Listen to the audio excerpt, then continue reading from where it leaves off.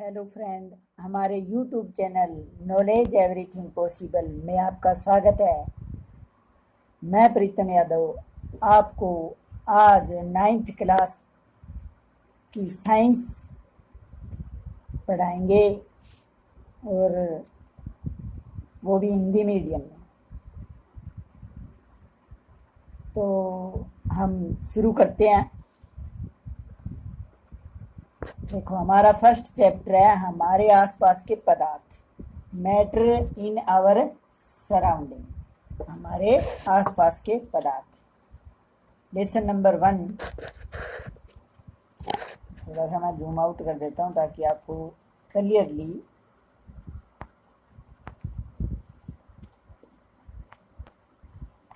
Visual हो।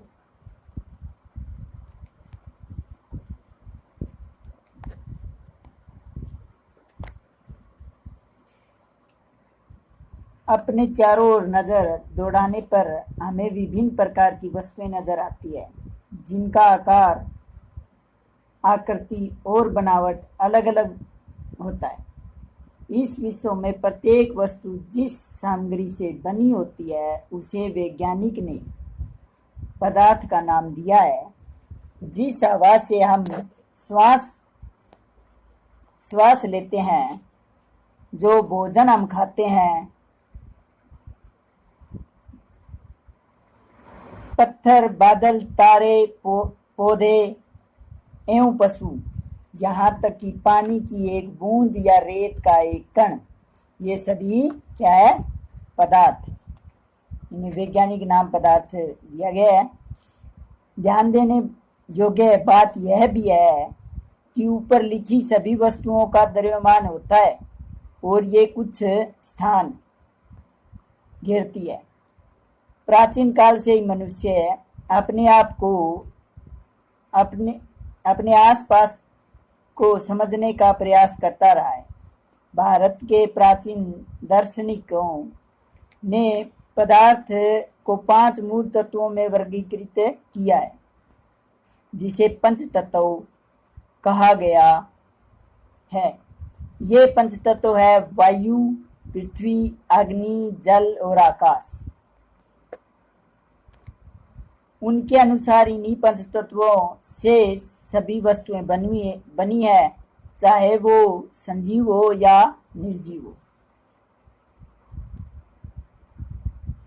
उस समय के यूनानी दार्शनिक ने भी पदार्थ को इसी प्रकार कर वर्गीकृत किया है। आधुनिक वैज्ञानिकों ने पदार्थ को भौतिक गुणधर्म एवं रासायनिक प्रकृति के आधार पर 2 प्रकार से वर्गीकृत किया है। इस अध्याय में हम भौतिक गुणों के आधार पर पदार्थ के बारे में ज्ञान अर्जित करेंगे। पदार्थ के रासायनिक पहलुओं को आगे के अध्यायों में पढ़ेंगे।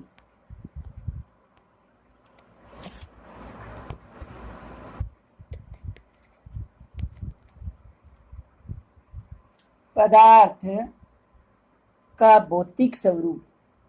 पदार्थ कणों से मिलकर बना होता है।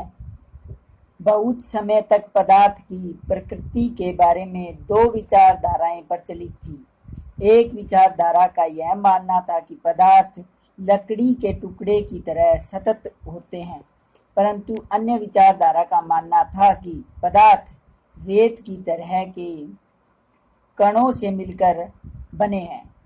आइए एक क्रियाकलाप के द्वारा पदार्थ के स्वरूप के बारे में ये निर्णय करते हैं कि ये सतत है या कणों से बने हैं। क्रियाकलाप 1.1 में हम देखेंगे। एक 100 ml का बीकर ले। एक बीकर को जल से आधा भरकर जल के सतह पर निशान लगा लें। दिए गए नमक या शर्करा को कांच की छड़ की मदद से जल में घोल दे। जल के स्तर में आए बदलाव पर ध्यान दे। आपके अनुसार नमक या शर्करा का क्या हुआ? ये कहाँ गायब हो गई? क्या जल के स्तर में कोई बदलाव आया?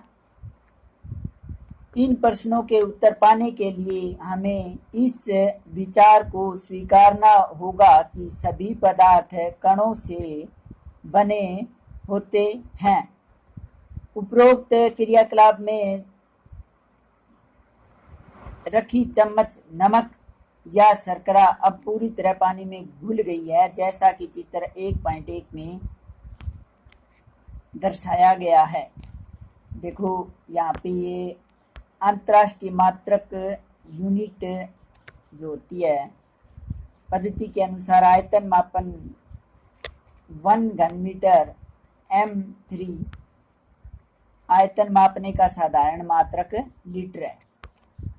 जब भी हम कोई चीज़ को मापते हैं तो हमें लीटर में मापते हैं। ये अंतर्राष्ट्रीय यूनिट है। तो जैसे कि मैंने बताया आपको, जो क्रियाकलाप 1.1 में दर्शाया गया था,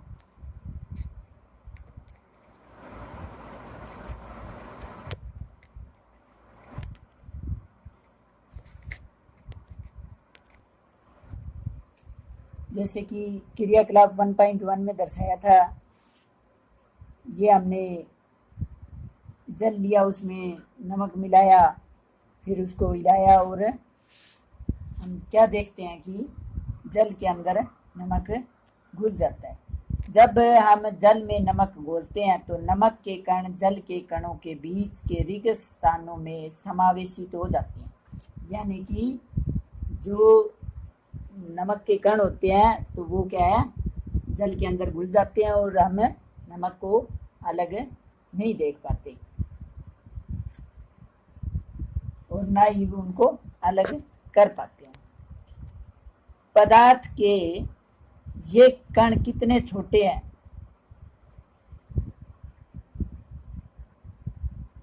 पोटासियम परमैंगनेट के 2 या 3 क्रिस्टल को 100 ml पानी में घोल लें। एक घोल में से लगभग 10 ml घोल निकालकर उसे 90 ml जल में मिला दें। फिर इस उपरोक्त घोल में से 10 ml मिलाकर उसे भी 90 ml में मिला दें। इसी प्रकार इस घोल को 5 से 8 बार तक तनुकृत करते रहे। क्या जल अब भी रंगीन है? ये देखो, ये एक्सपेरिमेंट यहाँ पे दर्शाया गया है।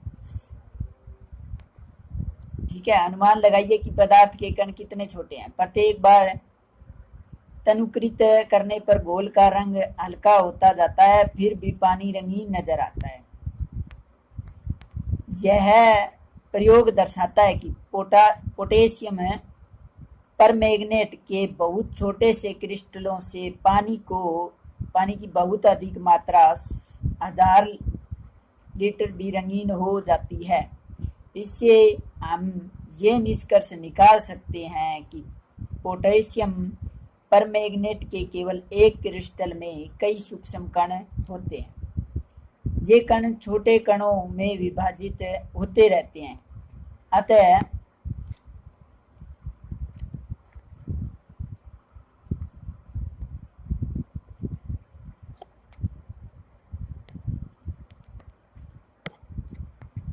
एक स्थिति में ये कण और छोटे भागों में विभाजित नहीं किए जा सकते।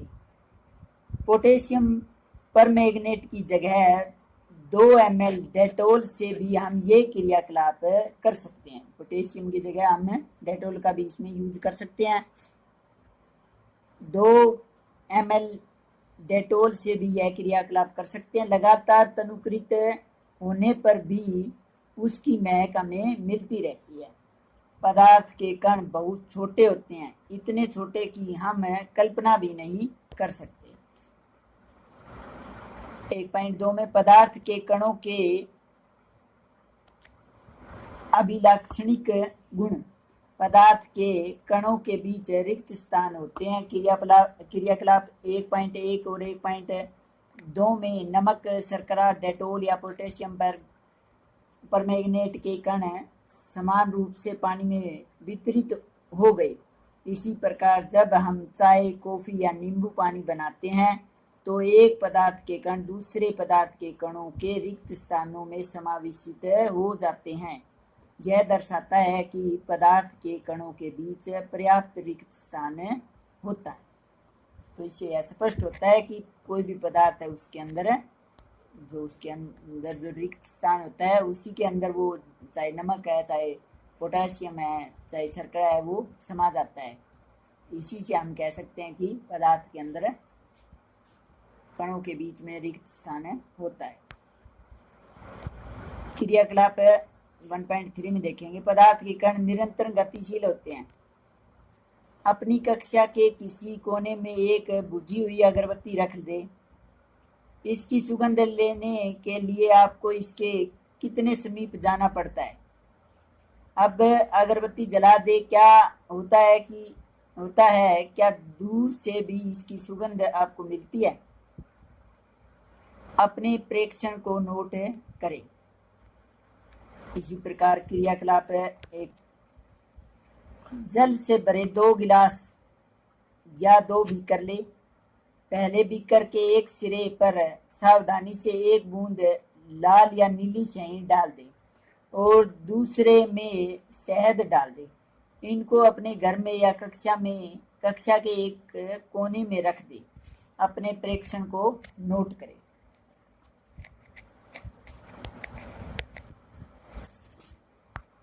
स्याही की बूंद डालने के तुरंत बाद आपने क्या देखा? शहद की बूंद डालने के तुरंत बाद आपने क्या देखा?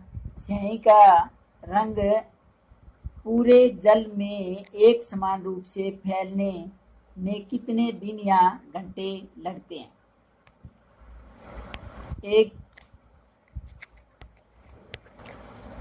ये क्रियाकलाप आप नोट भी कर सकते हैं।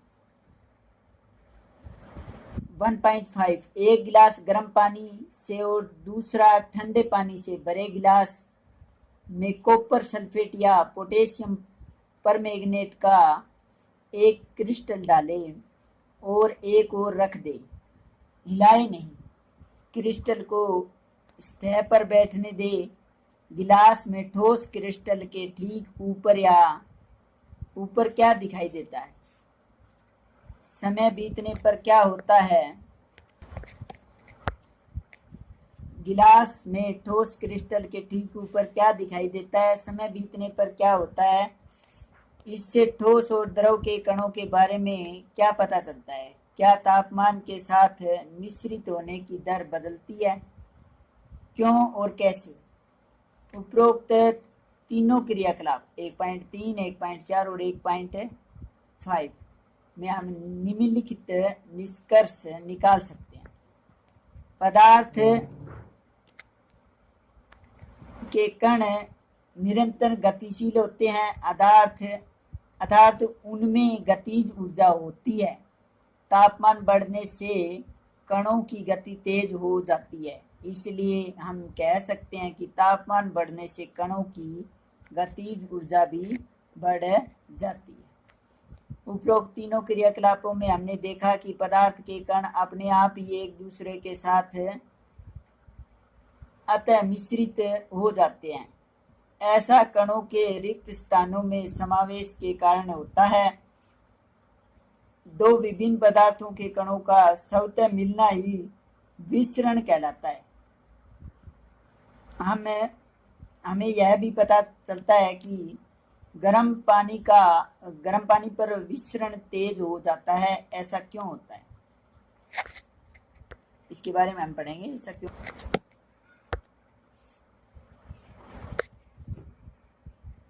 पदार्थ के कण एक दूसरे को आकर्षित करते हैं। एक क्रियाकलाप 1.6 में हम देखेंगे, इस खेल को एक मैदान में खेलें। आगे बताए गए ढंग से 4 समूह बनाकर मानव श्रृंखला बनाएं। पहला समूह ईद मिस्मी नर्तकों की तरह एक दूसरे को पीछे से कसकर पकड़ ले। दूसरा समूह एक दूसरे का हाथ पकड़कर मानव श्रृंखला बना ले। तीसरा समूह केवल उंगली के सिरे से छूकर एक श्रृंखला बना ले।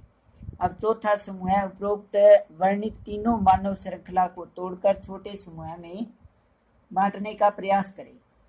किस समूह को तोड़ना आसान था और क्यों? यदि हम प्रत्येक विद्यार्थी को पदार्थ का एक कण मान लें तो किस समूह के कणों ने एक दूसरे को सबसे अधिक बल से पकड़ रखा है? ये हम क्रियाकलाप 1.7 में देखें।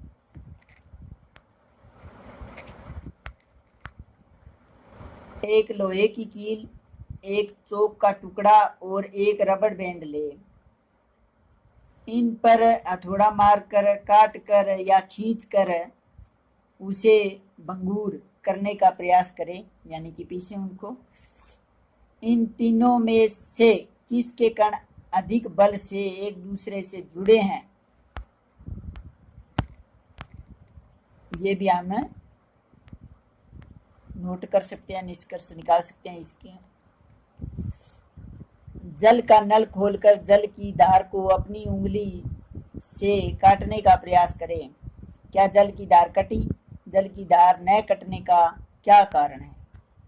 उपरोक्त तीनों क्रियाकलाप सुझाते हैं कि पदार्थ के कणों के बीच एक बल कार्य करता है। यह बल कणों को एक साथ रखता है। इस आकर्षण बल का सामर्थ्य प्रत्येक पदार्थ में अलग अलग होता है। पदार्थ की अवस्था। अपने आसपास के पदार्थ को ध्यान से देखें, ये कितने प्रकार के हैं।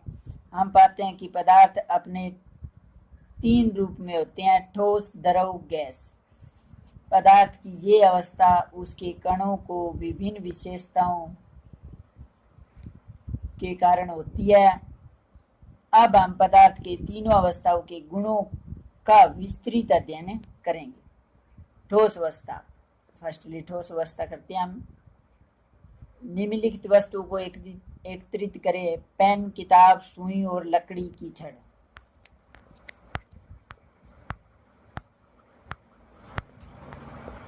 इन वस्तुओं के चारों ओर पेंसिल घुमाकर उनके आकार का रेखाचित्र बनाएं। क्या इन सभी का निश्चित आकार, स्पष्ट सीमाएं तथा स्थिर आयतन है?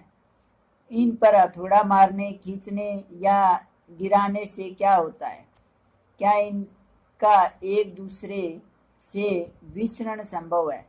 बल लगाकर इनको संपीड़ित करने का प्रयास करें। क्या इनका संपीड़न होता है? उपरोक्त सभी उदाहरण ठोस के हैं। हम देख सकते हैं कि इन सभी का एक निश्चित आकार, स्पष्ट सीमाएं तथा स्थिर आयतन यानी कि नगण्य संपीड्यता होती है।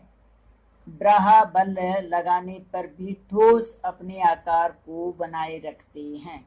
बल लगाने पर ठोस टूट सकते हैं, लेकिन उनका आकार नहीं बदलता, इसलिए ये दृढ़ होते हैं। निम्नलिखित पर विचार कीजिए। रबड़ बैंड को क्या माना जाएगा, या क्या खींचकर उसका आकार बदला जा सकता है? क्या ये ठोस है? निम्नलिखित आकार के बर्तनों में रखने पर चीनी और नमक उन्हीं बर्तनों के आकार ले लेते हैं। क्या ये ठोस है? स्पंज क्या है? यह ठोस है, लेकिन फिर भी इसका संपीड़न संभव है। क्यों? ये सभी ठोस ही है क्योंकि बाह्य बल लगाए जाने पर रबड़ बैंड का आकार बदलता है और बल हटा देने पर पुनः अपने मूल आकार में आ जाता है। अत्यधिक बल लगाने पर यह टूट जाता है। चाहे हम शर्करा या नमक को अपने हाथ में ले, किसी प्लेट या जार में रखें, इनके क्रिस्टलों के आकार नहीं बदलते। स्पंज में बहुत छोटे छिद्र होते हैं जिनमें वायु का समावेश होता है। जब हम इसे दबाते हैं तो वे वायु बाहर निकलती है, जिसमें उसका संपीड़न संभव।